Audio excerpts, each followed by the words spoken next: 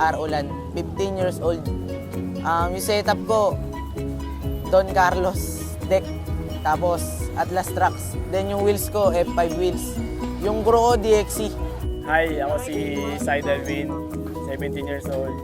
Yung setup ko, Atlas Trucks, Rain deck, tapos F5 wheels, DXC member. Si George Ong, 14 years old. Naka-rain template. Caliber V2.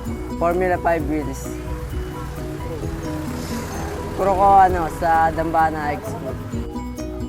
Nag-start ako mag-skate noong 2015. So yun, nag-start ako mag-skate noong December 2015. Nagsimula ako mag-skate noong April 2016. Naisipan ko mag-skate para magkaroon ako ng mga panibagong kaibigan and sila yung tumatanggap sa akin bukod sa pamilya ko. Natuto ako mag-skate kasi pampatanggal stress, hindi na laging masaya. Ayun, kahit na nagbe-bail, okay lang. Yun, nagsimula ako mag-skate simula nung nakita ko yung kaibigan ko sa States na bumili siya ng cruiser board. Tapos yun, nainggit ako, nagpabili rin ako dito sa Pilipinas. Simula nun, nag-skate na ako dito sa Dambana, saka sa Quezon City Circle. Tapos doon ako nagkaroon ng crew, Higads crew, tapos sumunod dito sa Dambana, DXC crew or Dambana X crew. Nung nagsimula ako mag-skate, tinuruan ako ng kaibigan ko. Yung favorite longboard rider ko, si James Kelly. Paborito kong rider, si Liam Morgan, tsaka si James Kelly. Favorite kong rider, si James Kelly. Lakas mag-downsize. Favorite kong trick sa longboard, yung slide shot.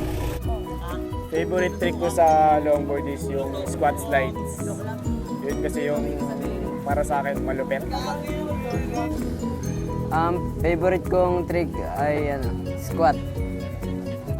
Yung pinakamatinding bail na nangyari sa akin nung nag-spot kami sa NLEX. Tatlo kami nung kakuro ko, si Chup tsaka si DJ. Ayun, habang nasa run kami, sabi ko gumilid. Gumit na. Ayun, nag-bail ako. Yung pinakamatinding disgrasya na nangyari sa akin sa longboard ay yung bulusok ako pababa tapos may kasulubong akong pataas na na motor tapos nagkabangga kami. Tapos yun, yung tuhod ko natanggal yung balat. Tapos yun, nambulansya ako. Ang pinakamalala kong bail sa C5 na nag-speed wobble ako. Tapos yun, na bail. Kaskas katawan. Masasabi ko sa mga beginners na nag-i-skate, magpursige lang kayo. Then, huwag kayong mahirapan sa gusto nyong trick. Gawin nyo lang. Reminders ko lang para sa mga beginners na laging magsuot ng helmet, gears, knee pads, elbow pads, gloves, gano'n.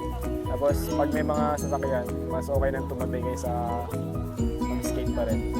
Para sa mga beginners, huwag kayong suko. Laro lang kayo, matututo rin kayo.